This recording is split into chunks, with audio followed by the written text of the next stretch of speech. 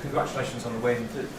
It seemed like the team were a lot more intense in the second half compared to the first half. Did you say anything in particular at half time to get that reaction? No, just to understand, for everyone to understand the game, that I felt in the last 10 minutes of the first half, I felt that the opponent was struggling, and they will struggle in the second half, and we had that feeling that we need to do something to change the way we were playing. And was that, of course, we tried to change little things in the game, but the intensity and the quality in the way we connect, especially with Josh, in our connection was better, and that improves a lot the way we play. You talk about those little changes. You seem to make a change at half time with Brian coming inside a little bit, maybe getting closer to Josh. Was that something that you had seen in the first half that you thought that you had to change? I think he's not so much. I didn't say go near Josh. I just said to the players, we need to be more alive, and you can feel that. So if you are more alive, you are in more places, you are near the ball more often, and I think everyone did that. But we also need to understand that the opponent was tired also in the second half, and when you increase the rhythm and the opponent gets tired a little bit, suffers right away a goal, you felt that we had the control of the game, and that's it. And just on Josh, it's his first Premier League goal for nearly a year. I know he's had to wait for his chance with injuries to Matthias and to Ben. How impressed were you with him today, particularly in the second half, and the way he took that goal? Yeah, it was really important, but again, was not just the goal, even the runs behind. In the first half, he struggled on the duels, and he won some duels in the second half, and we improve a lot because of the quality of Josh in second half, and that is important for him to understand. That is not just the goal. We play better because Josh play better in the second half. Stephen? You talked about the left wing backs at the press conference on Friday. That performance from Dalot was excellent today. How proud of you were of that display? Is that the kind of benchmark that you expect from a player in that position? It's of course defending and attacking. If you have certain characteristics, the pace, you can go right or left, because you also can play with your left. You need to use that in every single game in Premier League, and not just one game and then we drop a little bit the level. But it's the same thing that I said with Patrick. I know they have a lot of quality. They just need to be relaxed sometimes and show that, and show the intensity and the pace that they have. Rúben, did you believe at half time that your side could turn things around, given some of the setbacks that this squad has had this season, particularly away from home? I felt that because, again, I had the feeling if you see the last plays of the game, they were struggling so much to take the ball out of the box, and you can feel it the way they move, that they were getting tired for the second half, and we talk about that. And again, our pace in first half, intensity, we cannot play that like that in Premier League. So we increased that, and we had the feeling that if we score one goal, this is going to change completely. I really like also the way we control the game with the ball, winning the game. So we were in front, but we were not afraid of trying to score the next one and to control the ball in their half. How do you explain that lack of intensity in the first half? Sometimes it's a lot of things. Sometimes you don't need to move, but the pace of the ball can be better. We need to understand that Mata was the free man that had the time to think, and if you see in the second half, sometimes it was him that starts the play. All these small details, I think we improved, and when you have one play, two plays, the rhythm flows better, and you increase everything mentally and physically. Last question for Rich. Rúben, two set-piece goals, it's something that we've actually seen quite a lot of in the last few weeks in Forest and Tottenham as well. Are you putting more focus on that recently, or is it just the fruits of work? No, we work a lot. Like we have more time to work. We work a lot, and we are learning. We learn a lot in England. I think you are used to do that, to see that. But when you come for Premier League, you learn a lot with the other teams how to do it, and we are stealing a lot of things to score goals. Oliver, what disappoints you the most about that defeat today?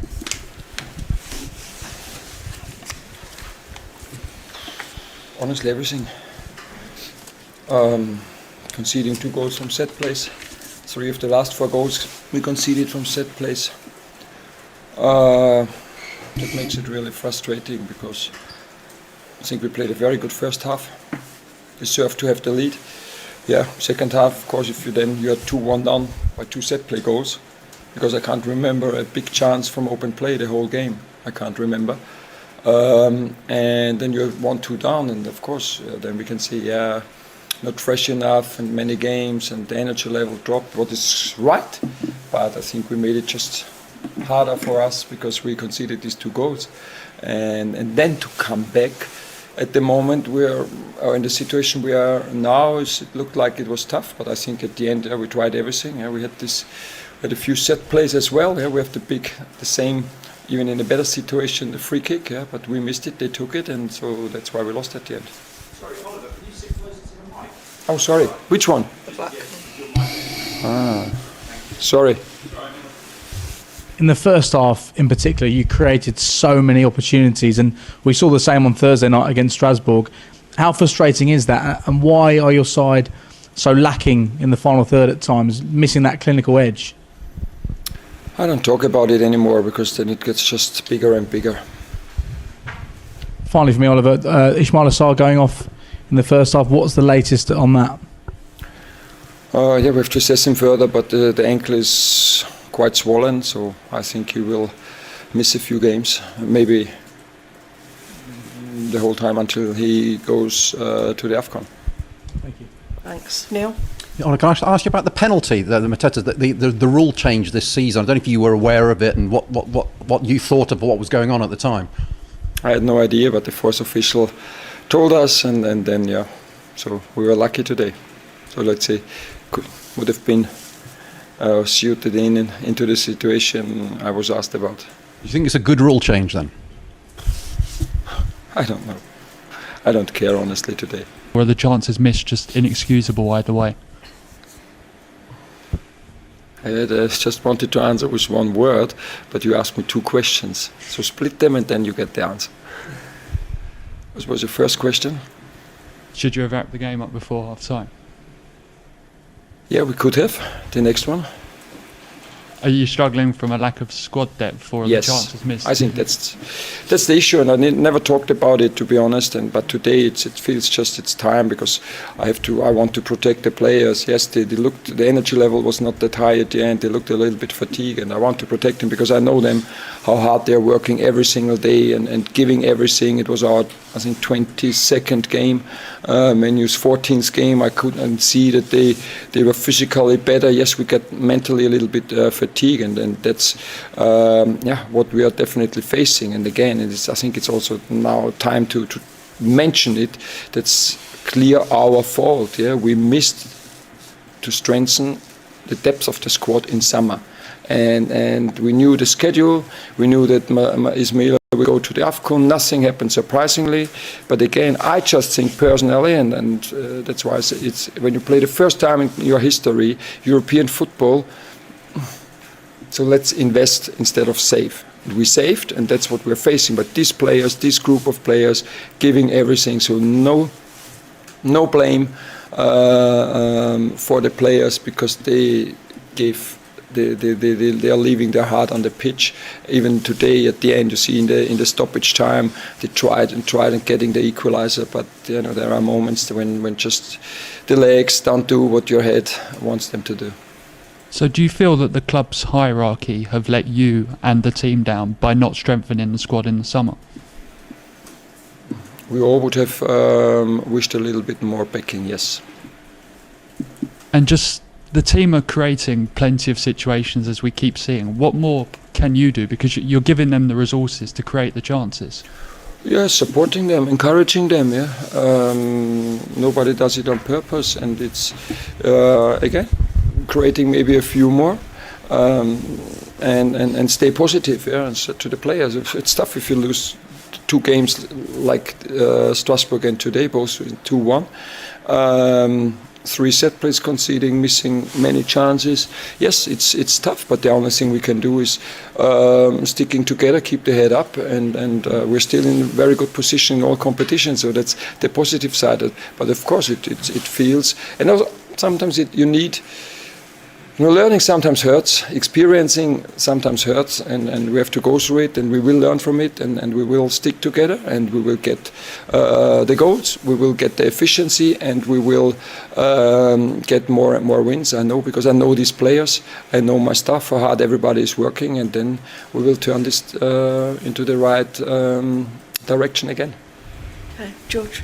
Hi Oliver, there's so many fixtures in December, and the squad, as you've said, Field was kind of stretched and tired. Does there need to be kind of a degree of patience over this month? Something for me, we want to succeed, yeah, and we want to win games in every competition. It's easy, we could say now when we play Arsenal in the EFL Cup, not important game for everybody, for the club, nothing to win. But I don't want this. I don't like this attitude. So for us, it's compete every single game, and the club has to get the resources to get this done, because this is the progress. Yeah? And if we don't want progress, okay, then stop playing. So we knew this schedule will come, and these players, this group of players is prepared, yeah, and we will go through it. But there is nothing to be patient. It's just for us to keep the head up, yeah, to stay positive in the way what we are doing. Maybe again, I'm always thinking, what can I change first? And so it's my responsibility to find the right answers for this schedule. Okay, Matt. Are you confident that you'll get what you want and what you need in terms of players in January and get them early enough to make a difference? I think in January you just correct what you missed in summer, to be honest. So we will have played 34 games, I think, until 10th of January. That's about 60-65% of the season. So again, let's see. Okay, last one from Ed. Hi Oliver, just on the players' workload, are you concerned about, so some of them have played an immense amount of games already at this time of the season, are you really concerned about how this is going to build up over the next few weeks, the lack of squad depth? No, I'm not concerned, because I know them, how professional they are working, they are fit. I couldn't see, we just have to deal with it, and we will deal with it. So I have no concerns at all. It's just it would make things a little bit easier, to be honest, yeah. And that's what we all want, because I see everybody could see the effort, and everybody, I think, felt they want, but maybe they couldn't, yeah. And that hurts. It hurts for me. It hurts for the players. It hurts for the club. It hurts for the fans, yeah, because. Everybody wanted, yeah, and as I mentioned, the legs didn't do it anymore. But we tried everything until the final whistle, and it just would have made things a little bit easier. And I honestly think we will play a good season. Definitely, we will play a good season, because I just think with little things we could have done better. If we had done a few things better in summer, we could even do better. Okay. All right, thanks everyone. Thank you. Manchester United's 2-1 win at Selhurst Park was the kind of confused, contradictory performance this season has normalised. Uneven for long stretches, reliant on individual brilliance, rescued by fitness and moments rather than structure, but still undeniably valuable in a league table that punishes any hesitation. The first half bordered on chaotic. United repeatedly handed the ball back to Crystal Palace with a level of sloppiness that would have buried them against a more ruthless side. Amorim's tactical plan lacked clarity, the press arriving in broken waves, the midfield disconnected, and the spacing between Bruno Fernandes and Casemiro so loose that Palace sliced through them almost at will. Had it not been for Luke Shaw, excellent positionally, dominant in duels, and responsible for snuffing out 2 situations that should have become goals, United could easily have been 3-0 down by the break. Yoro endured the kind of afternoon young defenders get at some point, outpaced by transitions, caught between stepping in and holding shape, and generally overwhelmed by Palace's directness. And yet the match flipped almost entirely after the restart. Palace, carrying the fatigue of their midweek fixture, lost the intensity that had allowed them to dominate midfield and pin United back. Suddenly the distances between United's lines shortened. The press held together, and players who had been second best for 45 minutes began to dictate tempo. Bruno, anonymous early on, became central to the shift, receiving higher, recycling possession quicker, and dragging Palace's tiring block into uncomfortable spaces. Zirkzee's transformation was even more dramatic. His second half was superb, technically clean, physically imposing, constantly offering himself. And his goal was both brilliant in execution and essential, given how little United were creating from structured play. It is precisely the type of moment that rescues a performance without necessarily validating it. Mason Mount's finish worked the same way. A confidence-building contribution rather than the product of repeated rehearsed patterns. Dalot was outstanding, aggressive in both phases and one of the few players who imposed himself for the full 90. Lamens handled his responsibilities well, steady when United needed calm. Martínez's return felt significant, offering a sense of authority that had been missing. But the broader concern lingers. The win was earned through flashes, not fluency. United played with greater intensity in the second half, helped by having had a full week to prepare. And they punished Palace's fatigue, but across open play they produced very little. It isn't a sustainable formula in a season where the margins around the top 6 are shrinking weekly. Still, 3 points are 3 points, and in a campaign defined by inconsistency, United will take any upward pressure they can apply.